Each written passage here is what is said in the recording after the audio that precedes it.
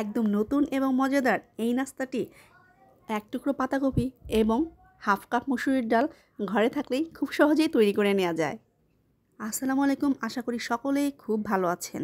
প্রথমে আমি একটি বাটিতে হাফ কাপ মসুরির ডাল নিয়ে নিলাম এবং তাতে 2 কাপ পরিমাণ পানি দিয়ে 1 ঘন্টার জন্য রেস্টে রেখে দিলাম।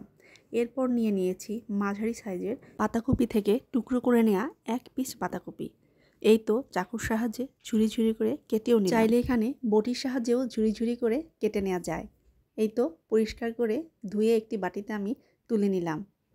ভিজিয়ে রাখা ডালগুলো আমি অফ ক্যামেরাতে খুব ভালো করে পরিষ্কার করে নিয়েছি। এরপর কুচি করে নেওয়া পাতাকপির মধ্যে আমি ডালগুলো দিয়ে দিচ্ছি।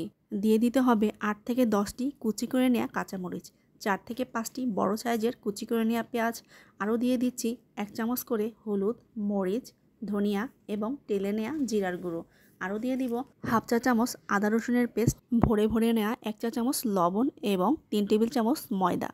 এই তো ধনেপাতা নিয়ে নিয়েছি। ধনেপাতাগুলোকে এখন আমি চাকুর সাহায্যে কুচি করে নিচ্ছি। কুচি করা ধনেপাতাগুলো সব কিছুর সঙ্গে দিয়ে দিলাম। এরপর আমি হাত দিয়েই এই সবগুলোকে মেখে নিচ্ছি। বেশ কিছু সময় ধরে এখানে হাত দিয়ে প্রেস করে করে মেখে নিতে হবে। 4 থেকে 5 মিনিট মেখে একটি সাইডে রেখে দিলে আমরা খুব ভালো একটু রেজাল্ট পেয়ে যাব। পাতাকপিগুলো এরকম নরম হয়ে আসবে। সাধারণ সব মশলা দিয়ে আমরা এই বড়া বা পাকোড়াটি বানিয়ে নিতে পারি যে কোনো সময়ে খাওয়ার জন্য। ঝাল বা লবণ যে যেমন খান এখানে সেরকমই দিয়ে নেবেন।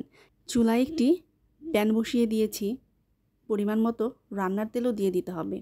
তেল গরম হওয়া পর্যন্ত অপেক্ষার পালা। তেল গরম হয়ে এলে পাতাকপিগুলো বড়ার শেপ করে এভাবে দিয়ে দিতে হবে।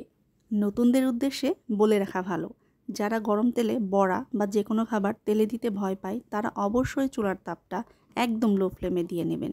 এই তো বড়াগুলো মিডিয়াম লো ফ্লেমে ভেজে নিচ্ছি। এক পাশ হয়ে গেলে অপর পাশও রং ধরা পর্যন্ত ভেজে নিতে হবে। প্রথম ব্যাচের বড়াগুলো ভাজা হয়ে গেলে আমি দ্বিতীয় ব্যাচের বড়াগুলোও ভেজে তুলে নিলাম। এরপর চা কিংবা কফির সাথে পরিবেশন করতে পারেন গরম গরম পাতাকপি এবং ডালের মুচমুচে এই মজাদার বড়া বা পাকোড়া। ভালো লাগলে আমার চ্যানেলের পাশেই থাকবেন। আজই বাসায় একবার বানিয়ে নিন। আমি আশা করব সহজ এই রেসিপিটি আপনাদের কাছে অনেক বেশি ভালো লেগেছে। আজই বাসায় একবার বানিয়ে নিন এবং আমাকে কমেন্টসের মাধ্যমে জানাবেন কেমন হয়েছে। আপনাদের সুন্দর সুন্দর কমেন্টসগুলো আমাকে নতুনভাবে পথ চলতে সাহায্য করে। দেখা হয়ে যাবে নতুন আরও একটি রান্না নিয়ে আপনাদের সঙ্গে। আজ তাহলে এ পর্যন্তই। আল্লাহ হাফেজ।